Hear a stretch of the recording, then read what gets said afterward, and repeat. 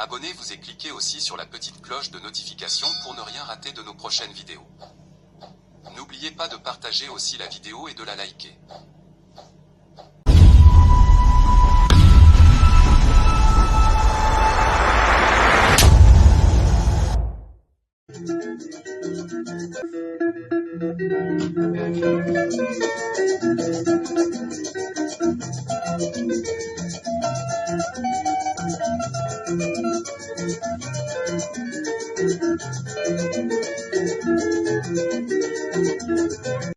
Bonjour, suivez Afro Congo News Sport.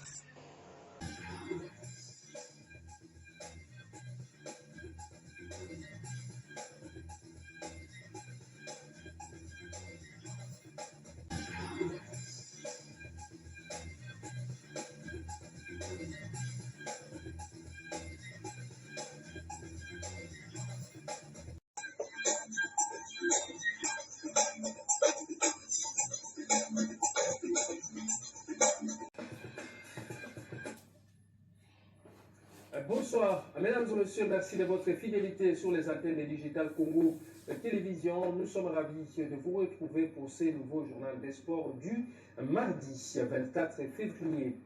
La balle au panier pour débuter, nous allons prendre la direction de Dakar au Sénégal où les départs basket sont complets désormais en attendant l'arrivée de Garmin Kandé pour finaliser les groupes en vue des échéances à venir. Et ces échéances, c'est notamment la deuxième fenêtre de la Coupe du Monde de la FIBA Qatar 2027. Pour sa première convocation en sélection nationale, Kevin Keliki s'est exprimé sur son parcours, sa belle saison en Europe, ainsi que sur l'accueil chaleureux reçu au sein de l'équipe nationale. On va parler de ces léopards qui arrivent pour la première fois en sélection nationale, en commençant par Kevin Keliki, que je vous propose d'écouter. Pour moi, c'est un plaisir. C'est vraiment un plaisir pour moi d'être là pour aider ma nation. Et comme tout joueur qui a un rêve, c'est de devenir aider sa nation. Donc je me sens vraiment honoré d'être ici avec les gars. Et j'ai vraiment hâte que nous puissions commencer et que nous puissions faire les efforts pour la nation. Ce 5, c'est un poste qui demande beaucoup et il y a des caractéristiques qui demandent beaucoup de physique, beaucoup de concentration et être là à faire le nécessaire pour les autres. Et du coup, on est là en tant que poste 5, on va essayer. Il y a vraiment beaucoup de gars d'expérience qui sont là, notamment il y a mon grand Jordan, Sapo et les autres, qui vont aussi m'aider à adapter petit à petit. En tout cas, je me sens très bien. Tout le monde m'a bien accueilli, les cadres, je me sens à la maison. Je suis à la maison, bien sûr, je me sens à la maison. Et avec les cadres, on essaie de s'aider, c'est s'entraider pour que chacun puisse apporter sa pierre d'une manière ou d'autre. En tout cas, les Congolais, Banakin, venez vraiment nous soutenir du CBL. Nous avons 3 matchs, Tourbet le 26, le 28, là, le 1er. On a besoin de votre motivation, mouvement, en tout cas, vous à la Simon Abisso. Ça nous fera vraiment plaisir à moi et à tous les gars qui sont là. Et surtout, c'est pour la fierté de la nation de la RDC. Il est tout autant excité à jouer pour la première fois au sein de l'équipe nationale de la RDC. Joël Banza, c'est un autre léopard basket qui a été convoqué pour la première fois. Il séjourne déjà à Dakar au Sénégal, approché par l'envoyé spécial de Digital Congo, Alain Salou. Il a donné ses impressions concernant ses débuts au sein de la sélection nationale. Écoutez. Avec de la joie et du plaisir de venir aujourd'hui jouer à côté des grands joueurs que j'ai vu évoluer précisément à la télé et aujourd'hui d'être parmi eux, de rejoindre aussi l'équipe nationale et venir pour une première fois représenter mon pays. C'est vraiment un plaisir et une joie. Sachez que nous avons besoin de la force, de nous soutenir. C'est aussi là pour nous battre, on n'est pas là de se voir. Alors, qu'est-ce qui fait la particularité du basketball africain comparé au basketball européen ou américain? Je pense que la différence pour moi, je pense que le basketball américain est beaucoup tactique. Et notre basketball africain est beaucoup physique. Moi, je suis là aussi pour pouvoir que de démontrer. Mais je donnerai de concours n'est pas décevant aussi ces personnes qui voulaient bien me voir pour une première fois dans mon équipe nationale. Et à quoi s'attendre lors de cette campagne qui s'ouvre très bientôt à Dakar au Sénégal?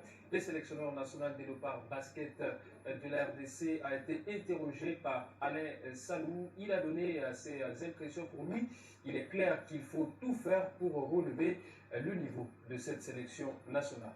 Suivez.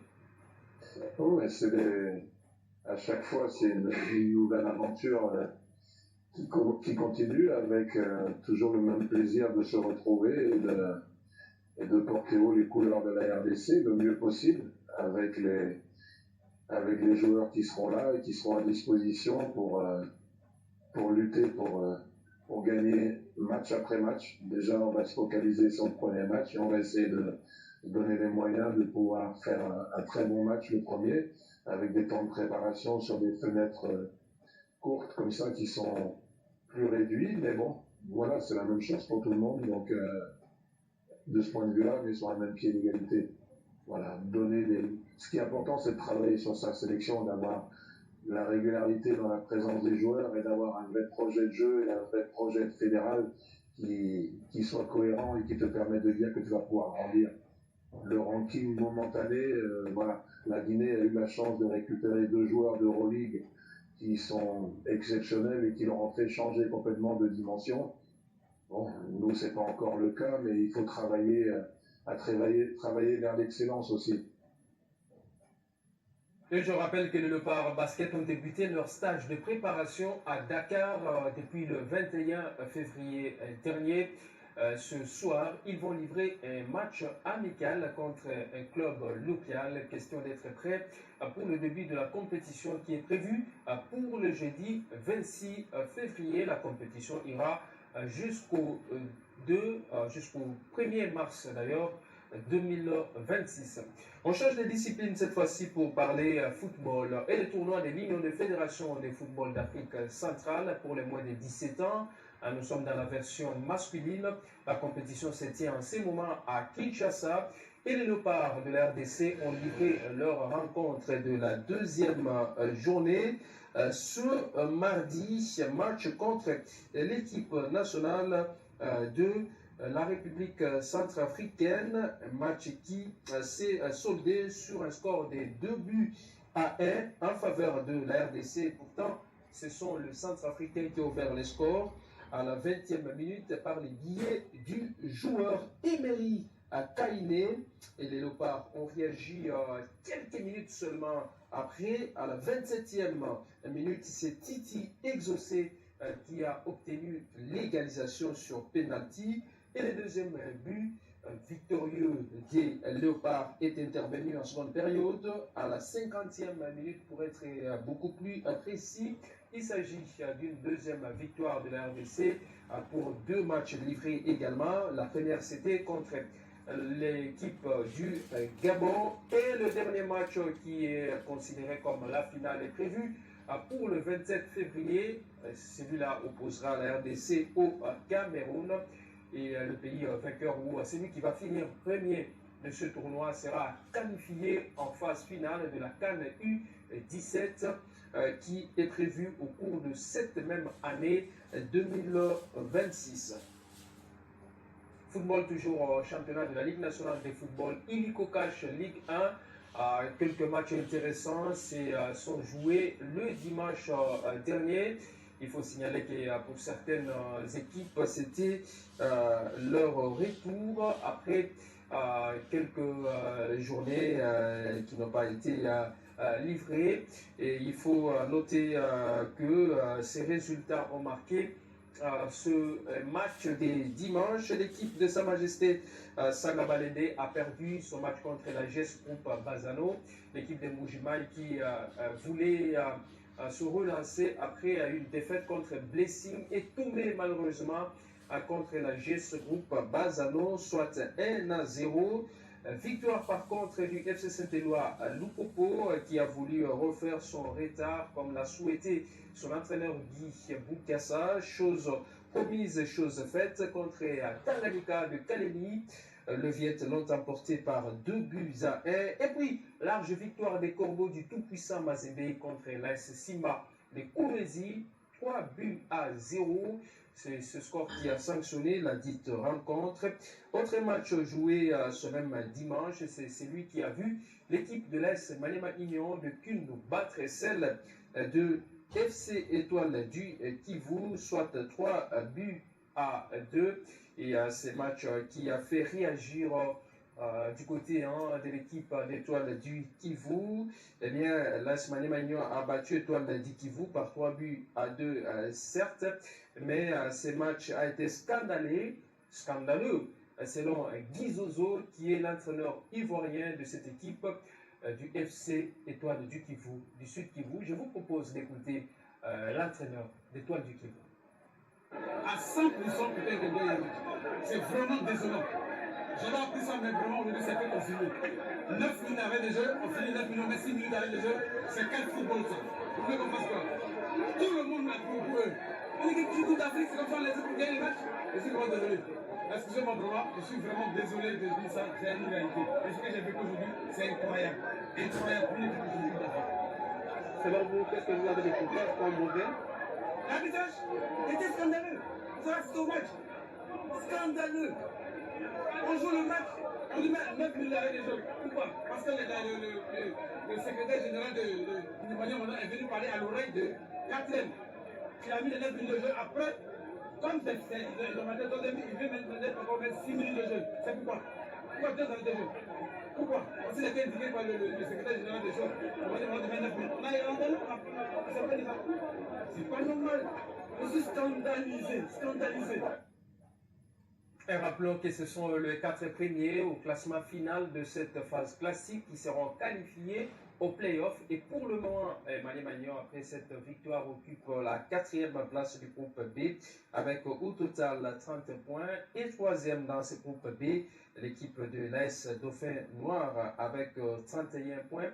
Et puis en 2e position, on retrouve l'AS V Club avec 33 points. Première de ce groupe B, la formation du FC Les Aigles du Congo avec 39 points. Et dans le groupe A, c'est toujours le tout-puissant Mazembe qui domine avec sa première place pour avoir totalisé 49 points à raison de 21 matchs livrés. Et le FC Saint-Éloi Lupopo est 2e avec 42 points, suivi de l'équipe de l'AS Simba 3e, soit 42 points. Et à la 4e position, on retrouve la formation des CS dont Cusco avec 36 points. La Fédération congolaise de sauvetage aquatique et sécurisme FECOSAS se prépare en marge de la formation des sauveteurs et instructeurs qui aura lieu à Kinshasa au mois de mars, le dimanche 22 février, au bassin de Plaza de Limete. Les athlètes retenus se sont entraînés pour améliorer leur performance. Le détail, c'est dans ce reportage signé Kix Landou et Jamie Sida. Préparatifs des athlètes sélectionnés à la formation de sauvetage en piscine et les futurs instructeurs. But de cette séance d'entraînement au bassin Plaza de la Fikine. Formation dispensée par un expert international, les athlètes ont passé un échauffement physique et exercice sur les techniques rapides en sauvetage aquatique. Pour le président de la Fédération congolaise de sauvetage aquatique et sécurisme, Jonas Njonga, cette initiative marque une étape décisive face aux risques nautiques. Nous sommes ici en prélude de la formation des athlètes qui aura lieu du 15 mars du 15 au 25 mars. Alors on a voulu préparer les athlètes à ce sujet pour qu'ils soient un peu à un bon niveau. De sorte que le dimanche 22, 29 et puis le 8 mars, nous puissions avoir quelques séances et même au courant de la semaine afin de relever un peu le niveau des athlètes, de le jauger et les préparer à ces grands événements de la formation qui aura lieu du 15 au 25 mars avec notre expert international qui nous viendra de l'Allemagne. Voilà. Avec ce que nous avons vu, on peut se dire que la qualité, la terme des athlètes choisis, vous avez senti. Effectivement, il y a quand même un niveau, qui s'est élevé par rapport à l'année passée. Donc les athlètes ont pris conscience de la chose, et ils sont en train de travailler. On va continuer à foncer un peu pour qu'ils puissent relever leur niveau afin que lors de la formation. Didier Ekabela, secrétaire général adjoint mandaté par le Conseil international de la discipline, salue le niveau d'engagement des participants et garde confiance. La prochaine session de formation, qui sera une grande première à la République démocratique du Congo, qui sera tablée sur la formation des sauveteurs en piscine et en eau ouverte. Par eau ouverte, il faut attendre le lac, le fleuve, les rivières, l'océan ainsi que la mer.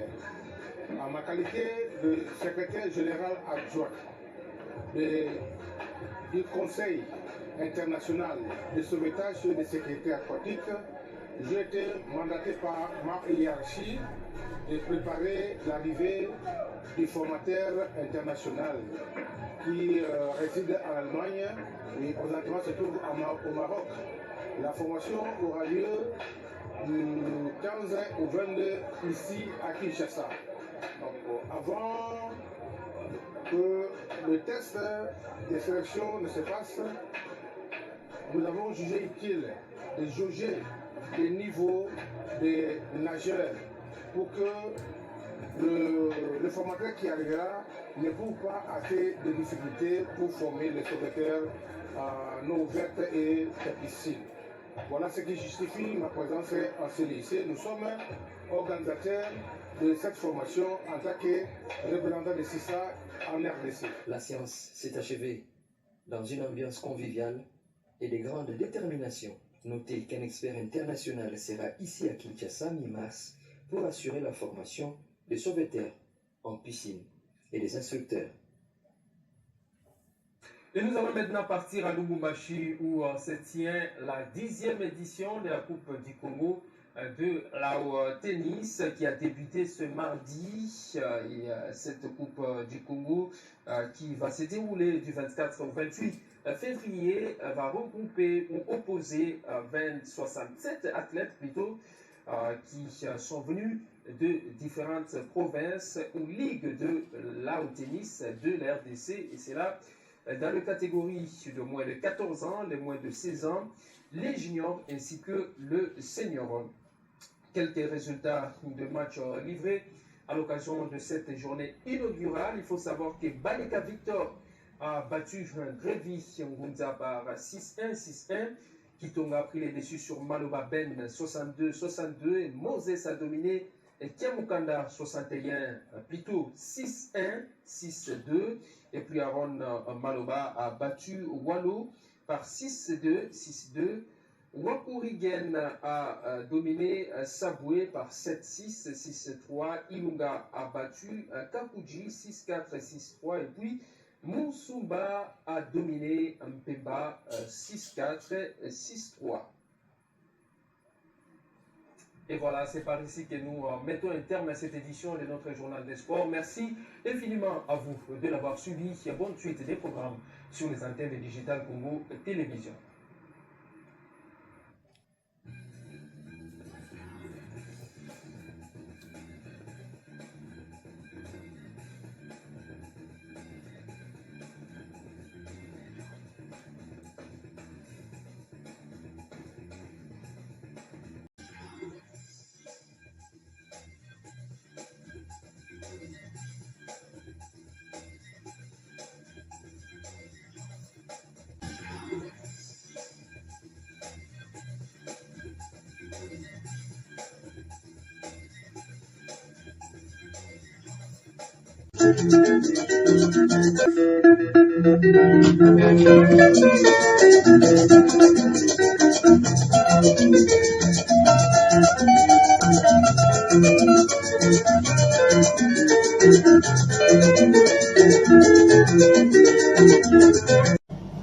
Abonnez-vous et cliquez aussi sur la petite cloche de notification pour ne rien rater de nos prochaines vidéos. N'oubliez pas de partager aussi la vidéo et de la liker.